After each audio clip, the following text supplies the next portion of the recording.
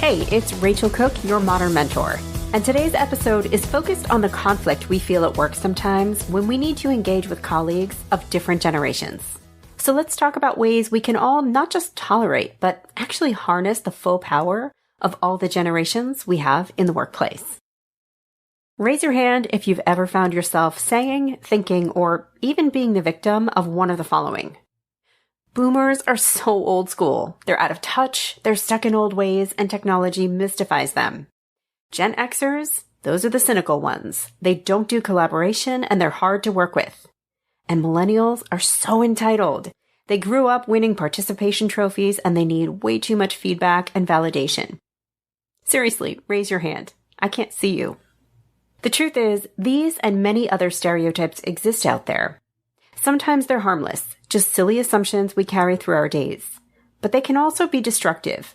These stereotypes can inhibit trust and teamwork and ignite conflict, limiting what we're all able to achieve professionally. So let's talk about how the different generations can play better together in the professional sandbox. Regardless of your birth year, you have a role to play. First, acknowledge our different histories. To the extent that generational stereotypes hold water, there may be reasons why. In broad strokes, baby boomers were raised by survivors of the Great Depression, parents who may have valued scrimping, saving, and doing things by the book. Gen X was raised by two-income parents, experiencing high rates of divorce. They were the latchkey generation, coming home from school to an empty house, so teamwork may not be the thing that comes naturally. And millennials have spent most of their lives with modern-day devices in hand. Devices that deliver regular feedback and instant gratification. So those needs may be hardwired. The first step to overcoming generational differences is appreciating why they may exist. Give history its space, no good or bad. Just recognize reality for what it is. Understanding why someone may behave the way they do can give us a little more patience and willingness to let it be. Next, create connections. Problematic though they may be, stereotypes have emerged for a reason. They help our brains quickly make sense, often erroneously, of what we don't understand. According to Nature, since the 1960s, cognitive researchers have argued that stereotyping is a general feature of human social categorization. We stereotype in the absence of information, and we overcome this by getting better information. And getting information about people, actual people and not just categories of them, is achieved by making connections. So get intentional and be proactive in connecting with colleagues of different generations. Reach out to people one-on-one and grab a coffee. Expand your social media feed so you're following a diversity of perspectives across generations.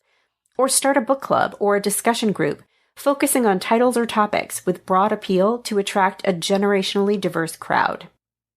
Getting to know people and creating connections renders stereotypes useless. Your brain doesn't need them anymore. So get connecting. Next, leverage differences strategically.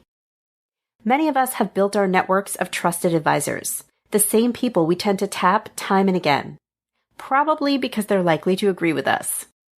When you're on the hunt for a collaborator or just someone with an opinion, step outside your comfort zone and tap someone new for a fresh perspective. Take a chance on reaching out to a colleague of a different generation and invite them to push or challenge your thinking in a new way. Colleagues older than you will likely have more wisdom, experience, and context. They've watched product and client trends come and go, and this insight could really help shape your future decisions. Colleagues younger than you are more likely to understand technology and current trends and to have a finger on the pulse of what a younger generation of customers wants to see. Your goal is not to throw out your idea and replace it with a different one. The goal is to combine insights from across generations to deliver the most robust outcome. So what's something you've been sitting with that needs a strategic push or challenge? Reach out to someone of a different generation and get their take. Next, flex to respect people's needs. Appreciating the value others bring is important, but so too is respecting their needs and values. Colleagues in different generations or life stages may be experiencing different realities that influence the need for boundaries, values, connection, and more. Some colleagues, for example, are in the thick of raising children, caring for aging parents, or sometimes both. These colleagues may need stronger boundaries and more flexibility around when and where they work. They may prefer asynchronous communication, like a text or an email, versus a Zoom or a call, so they can respond when time permits. They may also be resistant to after-hours team-building events as they're challenged to juggle it all. Other colleagues may be young and single and have a greater need to connect, chat, and build meaningful friendships at work. Still others may be nearing retirement, and they may be focused on building their legacy, having less interest in the nitty-gritty details of work. People all around us are in different stages of life, and the more you consider and respect what they need and flex your style to compromise, the greater engagement you'll get. And this goes in both directions. You should expect the same consideration and compromise from your colleagues as well.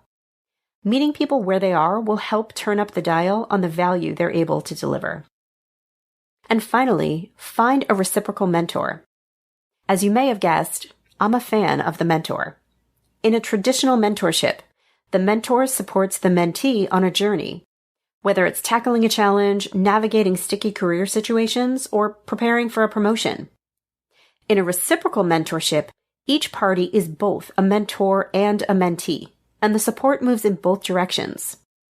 I've seen this work well in multigenerational workforces. A senior executive might count on a young colleague to help her tweak her communication style and messaging, to help her engage in social justice activism, and to move the needle on inclusion and belonging. The junior team member might seek advice on growing their executive presence, on preparing to interview for a more senior role, or managing complex projects in a bureaucratic culture. What's top of mind for you right now?